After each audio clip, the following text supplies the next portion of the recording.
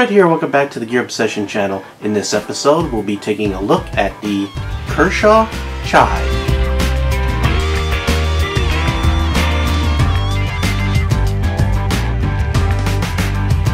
If you're looking for a very small EDC that is assisted opening and has a strong frame lock, then this knife is probably for you. Kershaw and the knife designer Ken Onion have teamed up to make a lot of extraordinary knives for some really good prices, and I'm going to bring in a couple just to do a comparison. Here the Chive, here the Scallion, and here the Leek. If you notice, there's a theme here: Ken Onion, and these are all types of onions, but I thought I'd go ahead and bring these in just so you could see a comparison. Definitely a different blade shape between the Chive and the Leek. However, the Scallion does have a lot of similarities. It almost looks the same, just a little bit smaller. You can get the Chive in this black color with the holes in it. I'm going to go ahead and provide a link below for the Chive. Right now at Amazon it's running about $35, and it'll bring you right to this one, but you could also choose the black one with the little holes in there. Blade length for this knife is 1.9 inches. Overall length when open is 4.8 inches, and when closed it is 2.9 inches. Weight is a very light weight of 1.7 ounces, or just a hair over 48 grams. So extremely light. You're not going to know that you have it there in your pocket until you reach down there and it's there when you need it. So for people who are hesitant to carry a knife with them because it's too heavy, it's in the way, it's bulky, it's too big, it scares co-workers, maybe this small EDC is the solution for your problem. Now this is an assisted opening blade right there. Uses the SpeedSafe assisted open. Seems like every brand has a special name for their, you like my air quotes, a special name for their assisted opening type of knives. So if you live in certain zip codes in New York or other parts of the world where that's an issue, keep that in mind. Let's go ahead and close this up and go over the features of the frame. The frame material is 410 stainless steel. It is bead blasted. The construction is with Torx screws, and you can see there's a Torx screw for the pivot screw, so if you need to do any kind of adjustment you can go ahead and do that. Deployment is either through the use of these ambidextrous thumb studs on both sides, or you could use the flipper right here. You also have a pocket clip, and it's almost it's almost the full size of the blade right there. And here's where my first criticism comes. The clip cannot be unscrewed and screwed onto the other side. I mean, you could unscrew it and remove it, taking out these two Torx screws, but you cannot put it on the other side or change it. It is a tip down, right-handed carry only knife. You also have a generous lanyard hole, which you can squeeze 550 cord through there. You do have a spacer right here, some sort of plastic right in there, so it's not open flow design, it is closed. And you have this little tip lock, I think that's what they call it, tip lock slider. So since this is assisted opening, if you don't feel secure enough that that's not holding it tight enough or whatever, you could slide this little slider, and you can see how that covers the tip inside, and then you can't deploy it.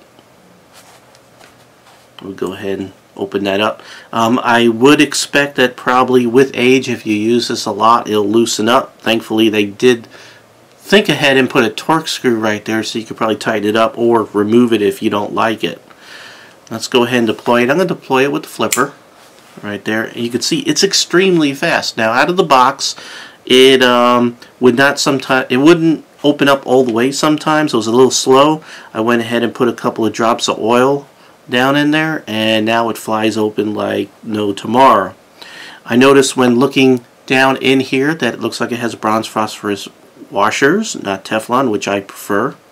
And you could also see that it is a frame lock. So let's go ahead and go over the blade itself. The blade is 420 HC. stainless steel. It is also bead blasted, so it really matches the handle very, very nicely.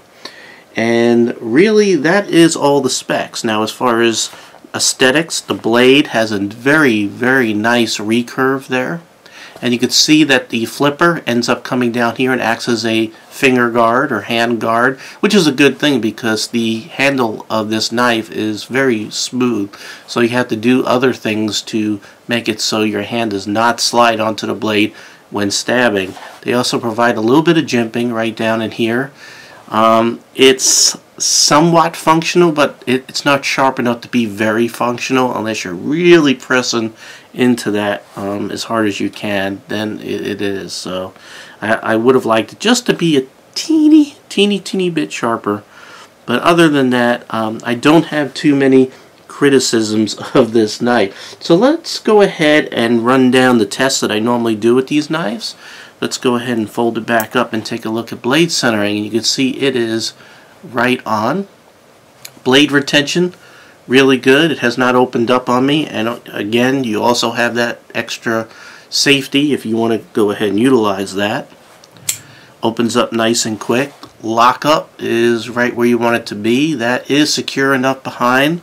I would say it's about, I'm trying to look at here, over half behind the back of the blade there, so it's locked up nice and tight with room to wear. So that's about where I like it. I like it, I actually prefer about 2/3 behind, which I think that is about, with room to wear.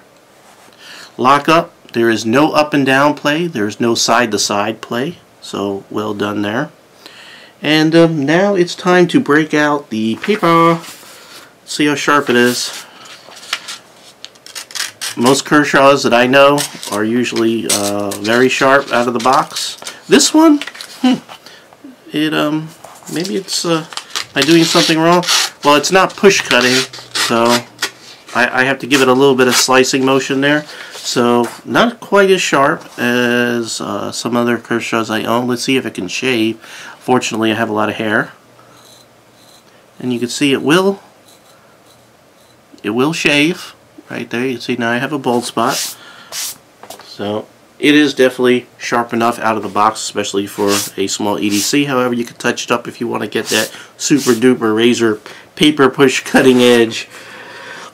Other tests I do is I got the soft pine here. I'm going to just go ahead and lightly jab this in here. This is not really a knife meant for stabbing, so I'm not going to go crazy with this, but I do this with the soft pine just to make sure we don't have any fundamental heat treatment problems with the steel. It should be able to handle just some small pecking here on some soft pine.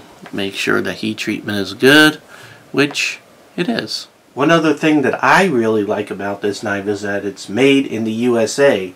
For someone that lives in the USA, that's important.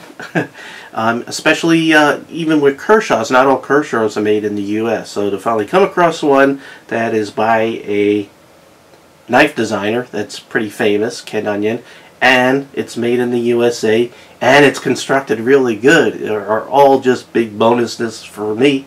And that's why I highly recommend this knife. Now, that doesn't come with a couple of cons. My big beefs here is the clip, not being able to sort of put it onto the other side. And also one other thing is, okay, you see how small this is? See, it's really small. I'm going to go ahead and put this onto this paper here so you can sort of see how well it carries. I'm going to try to alright, there we go. So I just want you to see how that would ride in your pocket right there. Now, for such a small knife, I would have liked it to just be a little more deep concealed carry. So maybe something that sort of flips around, comes down and back up or whatever. You know what I'm talking about. I would have liked a clip sort of like that. Other than that, this is the perfect little EDC, and I highly recommend it. Again, so I provide the links below, or the link below at Amazon, running about $35. And if you're a Prime member, that's free shipping and all the other bonuses. Also keep in mind that I think July 15th is Amazon Prime Day, where it's better than Black Friday sale. So if you're not a Prime member, this might be the time. I'll tell you what, if you're not a Prime member, I'll go ahead and put a link below, and this is a great time to sign up right now and take advantage of that Black Friday-like sale that Amazon has coming up. Alright, well, thank you very much for joining me here at the Gear Obsession channel. I really appreciate every friend, viewer, subscriber, and especially you, and I hope you have a great day. Take care. Bye.